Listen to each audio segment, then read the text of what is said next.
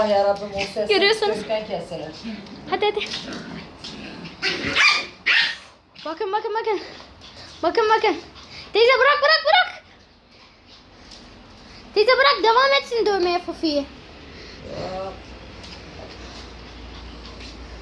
Kızım. Fofi bu. Aha, devam. Böyle bir dursunlar. Devam. Şöyle sevişme sahnelerini görüyorsunuz. Bak.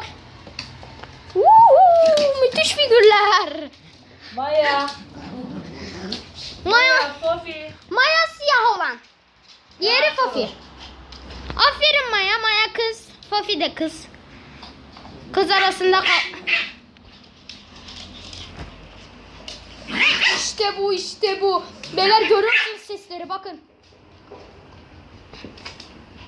Aha, durdular, tamam. Beyler bildir. Ani atakla Maya öne geçiyor.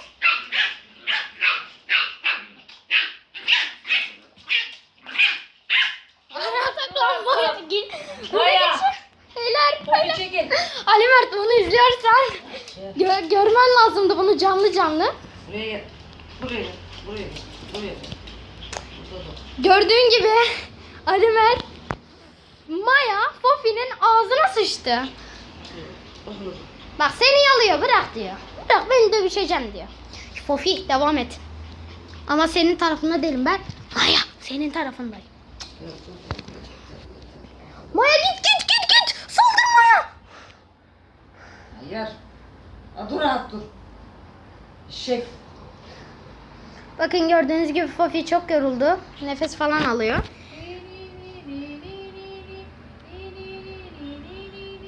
Bak bu yavru köpek çok güzel. Bu da Pekines.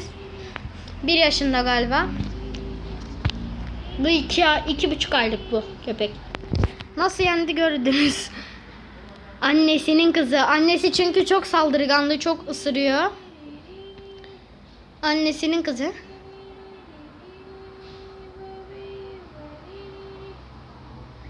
Gördüğünüz gibi. Şöyle arkadaşlar kamerayı kapat.